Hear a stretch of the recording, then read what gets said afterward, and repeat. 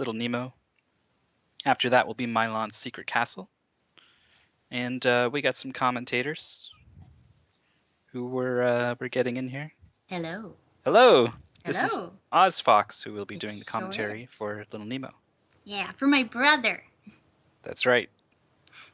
Our dad will be proud.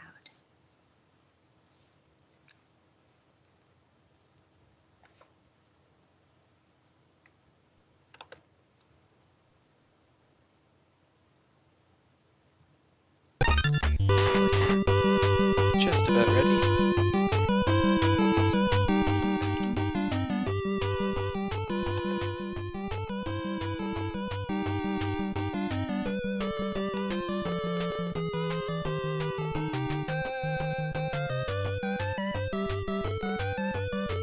Little Nemo was recently featured in the Big 20 number 3.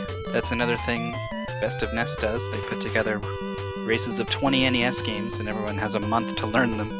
So you'll see some fun strats, and you'll actually see some pretty optimized stuff come out of the top runners. This was the downfall of previous champion of 1 and 2, Toad, 22484, met with an ugly fate in the house level 5, 6, I can't remember, but it cost him a ton of time, threw him off his game, and he ended up finishing in 3rd for this most recent race. There's a couple of really hard spots in this game, and there's a lot of little optimizations you can make throughout the whole run.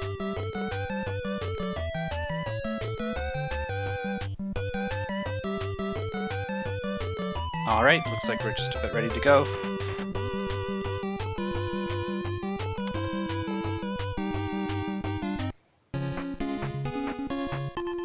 I will say when to time.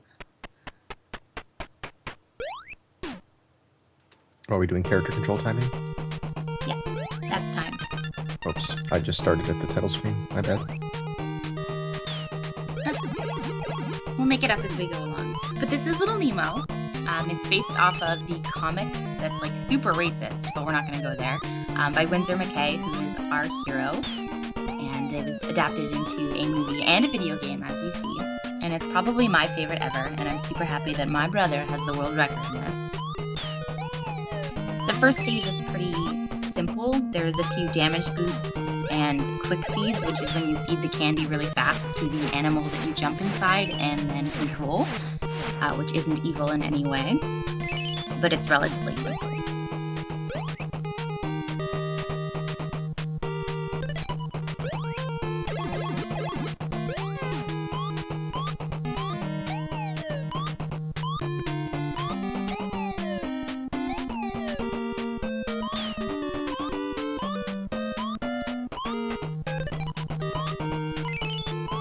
The frog is faster when it jumps than when it walks, right? Yeah, that's why he's constantly hopping, just to get the most out of it. The frog is higher at jumping, but slower at walking, so that's what he's doing.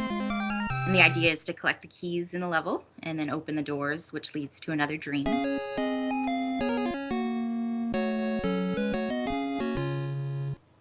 He doesn't have a timer that I can see, but typically you want to shoot for about 1:10 to be on world record pace, which is 23:29. Again, by my brother, Happy Prodigy. If you don't go follow him, our dad will beat you up. So what he's doing here is like a pause skip. If you approach the monsters there's a cutscene which takes a bunch of time. So if you hold down while you pause, it'll skip the initiation of that cutscene. So that's what he's doing there.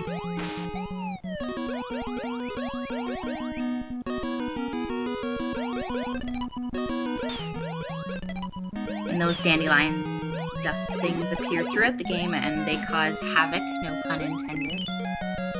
They're just really annoying, so it's best to hit them with candy wherever possible, or you would use them for something like a damage boost to get further ahead. And coming up, we have the death warp of the game, which scares me every time, so don't panic, it's planned.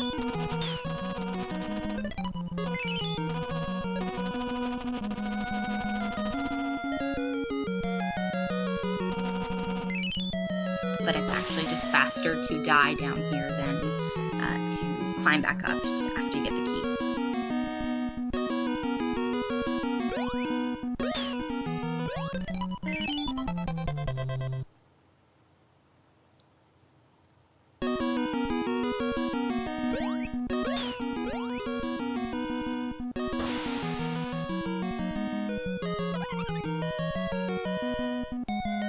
You do want to hit the little, I don't know, sperm thingies with candy because they will troll you, and depending on how much life you have, a damage boost could risk your game and cause a reset, so we don't want to do that. Music is good in this level.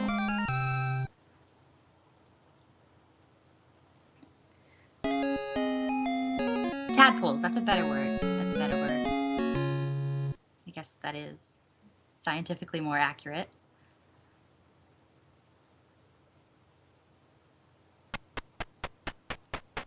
So here we have the first of 2 auto-scroll levels. This level causes post-traumatic stress disorder in myself because, unlike my brother, I'm not good at this game. It really is a difficult course for first-time playthroughs because there is no halfway point. So if you were to die at any point in the level, you start right back at the beginning. You'll notice they did give you 2 keys right at the beginning of the level because it is a possibility that you may miss some of the keys in this level because it's a scrolly level, and then they didn't want to screw you over at the end, so that's why.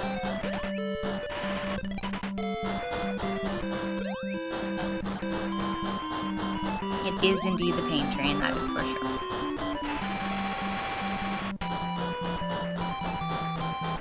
The trick here is just not to die. Some of the 1-ups, I don't even know if you can get that 1-up without damage boosting and or killing yourself, so it's kind of trolly. But typically, if you just stay in one spot, you'll be okay, which I learned the hard way.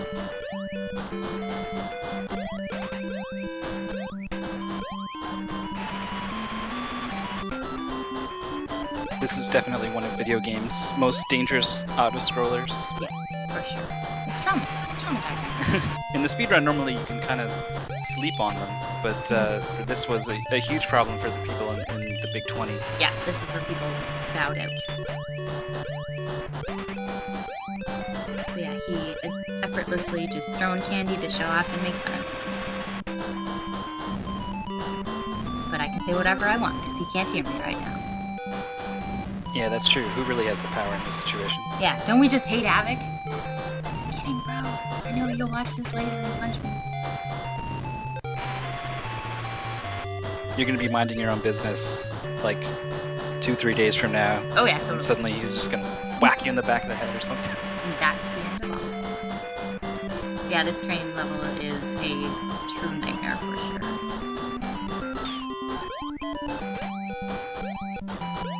There's a way to initiate the bombs falling on you. I can't recall what it is, but I think it's just swagging it up.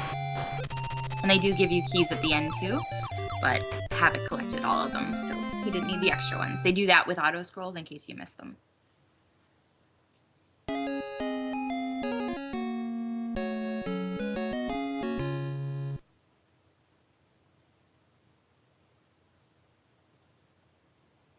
I find too the video game stays pretty true to the movie in terms of each level. It mimics one of the dreams in the movie. If you haven't watched it, I'm sure there's a way to find it on the internet, and it's a great movie.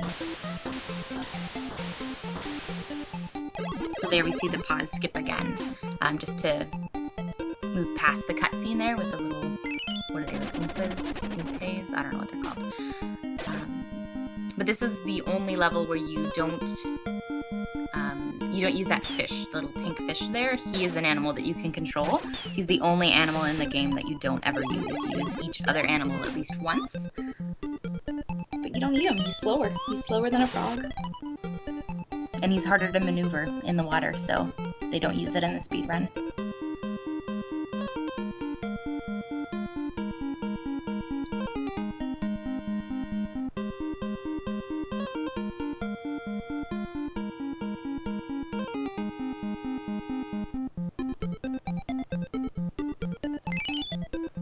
And this level is particularly trolly too, for if you're just playing the game for the first time. I know as a kid, I looked forever for that little secret cove. There's no indication that there's even a secret there. You just kind of have to swim around and find that last key. Makes you wonder how we did stuff as kids. But I was much better at this game as a kid than I am as an adult, but that's why Havoc exists. He always throws a candy there too to make sure that he gets the high jump. Because if you don't jump at the right time, you won't make it off the cliff, and that takes some time.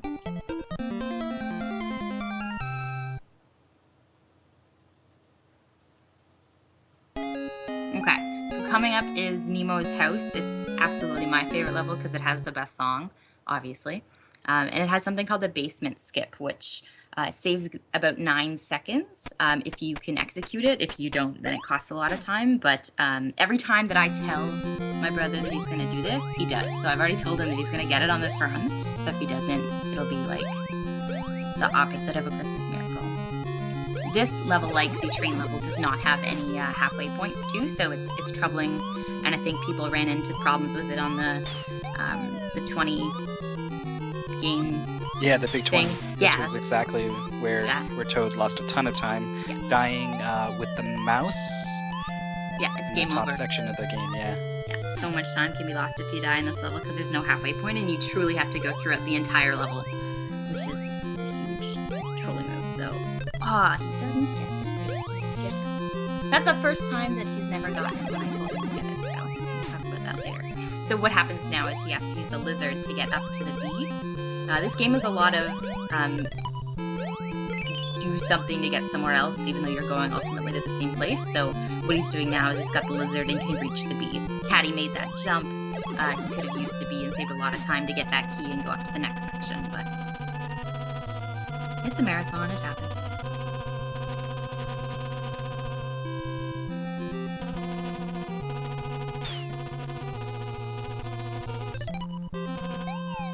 It's probably my favorite soundtrack of the game.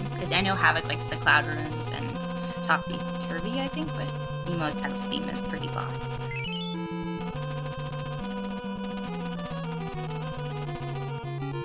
And he's watching his life carefully. I know if you don't get the basement skip, you do an extra damage boost, so you have to be careful when you're doing boosting because you might die. That's why he's picking up the med pack there.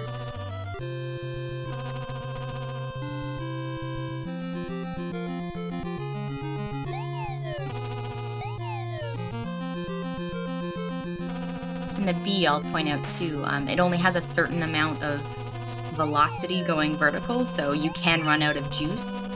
So you have to time that carefully, otherwise you'll fall all the way down, and then obviously that's time loss.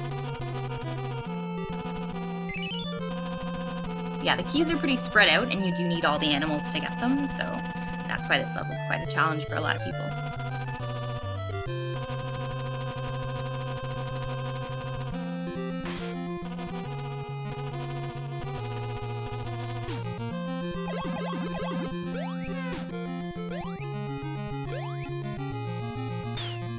Not even if there was a fire, Shiner. Not even if there was a fire, and the only way to put out that fire was to have me sing.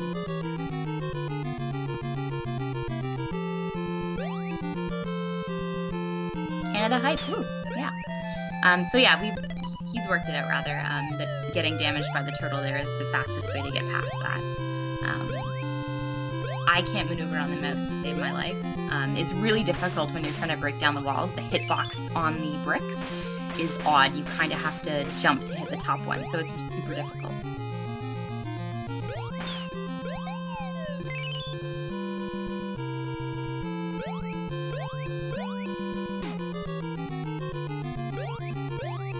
Yes, like I said, definitely follow the runner, Havoc Prodigy, or our dad will beat you up. Because our dad is cooler than your dad.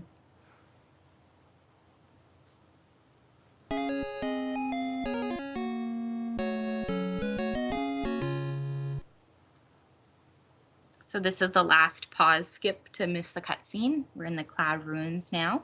It's the only level with a vertical auto scroll, which is the stuff of nightmares. And he does something at the end called the snail skip, which, if done correctly, will save 1 second, and if missed, is basically run over. Costs you about a minute because you start at the midway point of this level.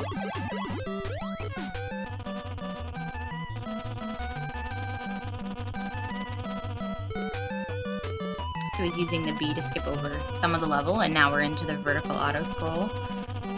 One thing too, if you do happen to die on your way up, if you're past a certain point, it'll just make you continue after the checkpoint, which is nice. But he's not going to die because he's the world record holder.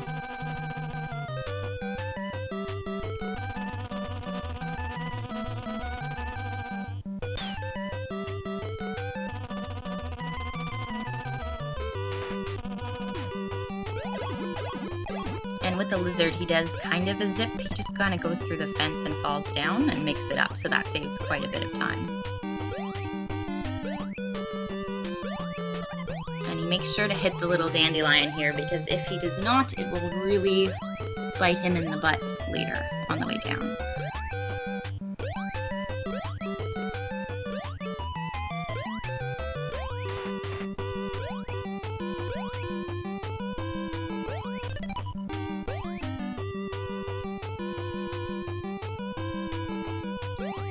So now he's going to attempt probably the snail skip, which is when he jumps and then throws candy. Oh, okay. Well, he didn't die, and that's the important part.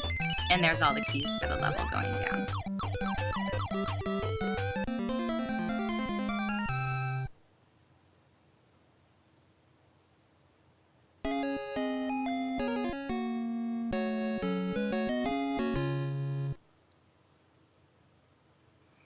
So this is the last of the main levels in the game before we get to Nightmare Land. It's topsy-turvy. Also featured in the movie. It's in one of the first scenes.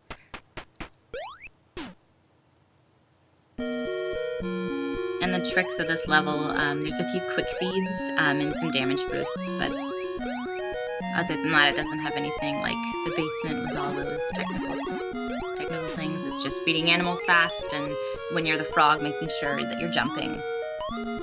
Hitting those marks. Plus the song's pretty neat.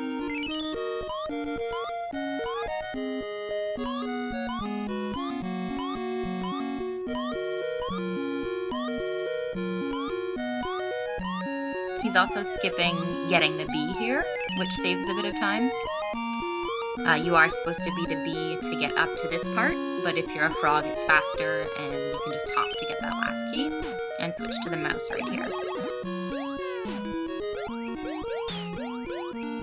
And here we run into the difficulty with the brick hitboxes, which he has no difficulty with, because he's the best brother ever.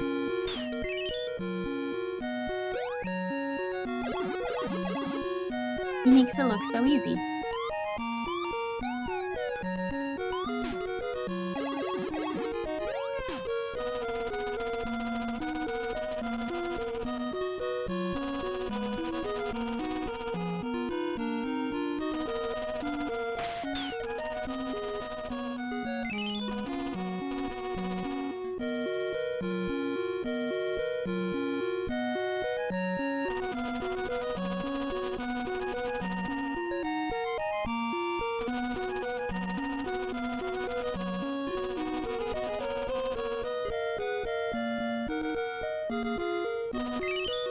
And you want to make sure that you have enough bee juice to make it under there, and levels beat.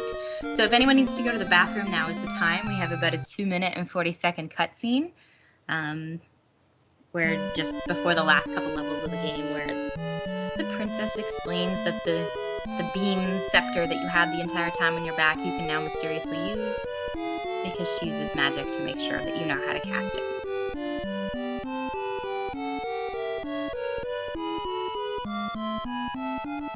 Havoc wanted me to take this time to mention that he owes everything he's ever had to Mayor McCheese and express his profound thanks to him.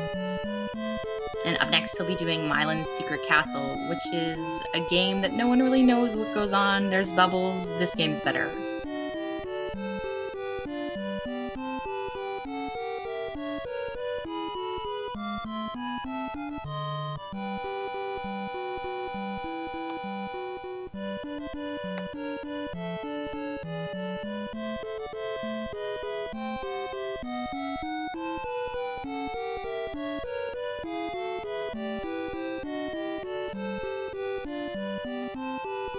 I'm still waiting for the chat blowback. I know, right? It's a good game. I just can't for the life of me figure out what's going on. There's a kid that blows bubbles. Sometimes there's honeycombs. You get an umbrella, and it's either really good or really bad. We really don't know. And since Havoc's never actually explained it to me, I'm sure that he doesn't know either. That's probably why, yeah. Yeah, he just shoots his bubbles, and it looks good because he finishes around 12 minutes. Well, luckily we'll bring in a commentator who does know what's going on. Yeah. That's why I'm not doing that. I would just make stuff up, and you guys would believe me because there's no way to know.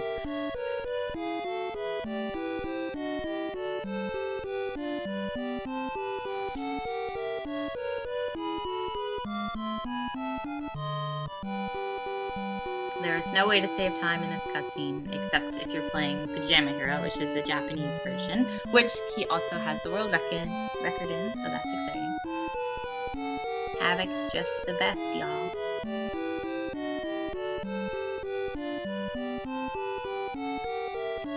So now Nemo knows how to use the scepter, which is good because it's utilized a lot in Nightmare Land to do something called the beam boost, which is when you face the opposite direction and shoot the scepter. It causes you to jump back, which is faster than walking or jumping.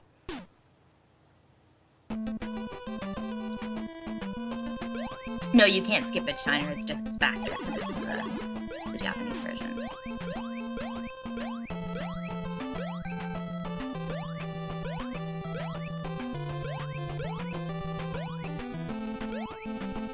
I think this song is probably my favorite from this game.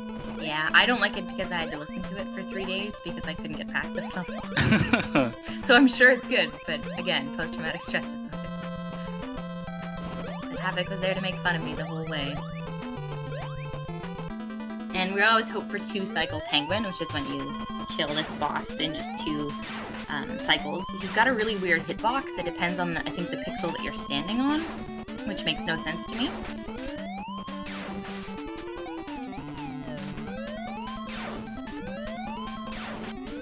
We're just 0 for 3 on this run for cool moves.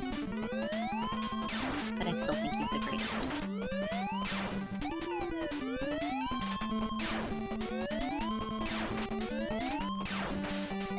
I can't tell if in real life he's probably laughing or swearing right now.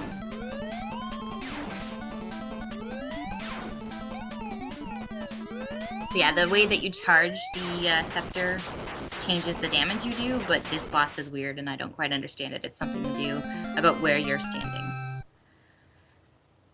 Which is super trolly of the game to do.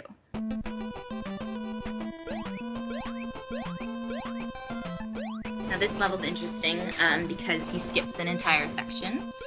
There's an example of the beam boost I was talking about. It's a lot faster than just walking. So this is another part of the game where you get an animal to get to another part of the game, to get to another animal, to get to another part. So he just outright skips it using a damage boost, which we'll see in a few seconds. One way to control those dandelion things is to jump upright and then it'll cause them to fall. So right there, he just damage boosted up to the cave here. And one interesting thing that I didn't realize until I watched him play this a few times was that he doesn't get hit here by the spikes. And the reason for that is you're not supposed to be able to get up here as the lizard. So the spikes are only programmed to hit the hitbox of Nemo or the frog, which is what you're supposed to be. Downside is the lizard can't swim, so you do have to switch back to Nemo there.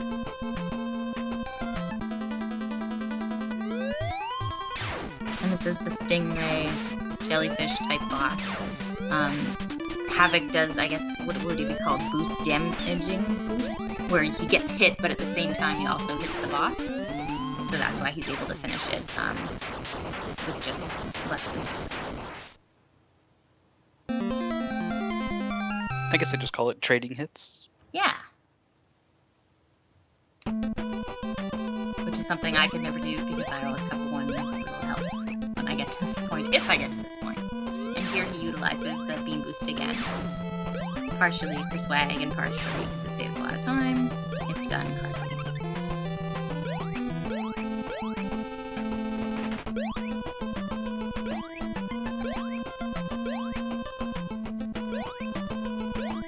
There are sometimes little plungers that fall over there. I don't know what he does to despawn them, but it's pretty cool. Makes the run a lot harder. And then right there, he found a happy little lizard, which can crawl over the holes. And he made that jump on the first try. I can never do that. So a lot of the game really seems like you're just getting on an animal to go find another animal, to get on that animal, to go find another animal. And it is. It seems that way because it is. He did kill that bat instead of damage boosting off of it because he needs all the health he can for the pathway coming up.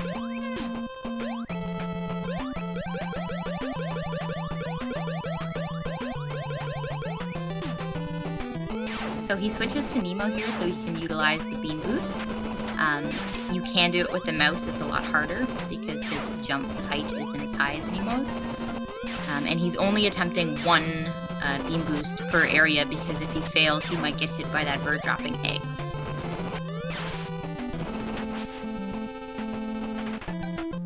And here we have the Nightmare King after this little area, which he skips all the 1-ups for. It'll be time after the Nightmare King stops exploding. Not that it like super matters, because I think we missed it a bit at the beginning. Who cares? Speedrun, it's fine. He positions himself so that he's dodging the mouth lasers and the blood clot that comes around and messes you up. If you use the beam and it's in the way, it'll cancel it and you won't hit him. Like that.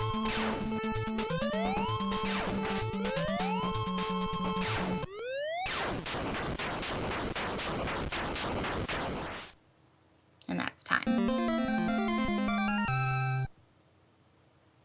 And that's little Nemo. My brother's the coolest. Everybody go follow him. All right. Thank you very much, OzFox, for doing the commentary. Thanks for having me. We're going to move on to Milon's Secret Castle, also run by Havoc.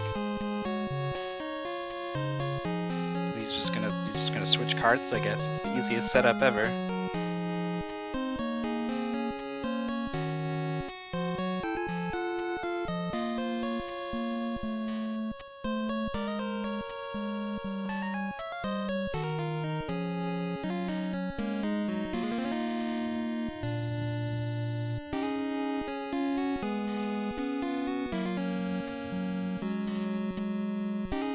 And I'll work on getting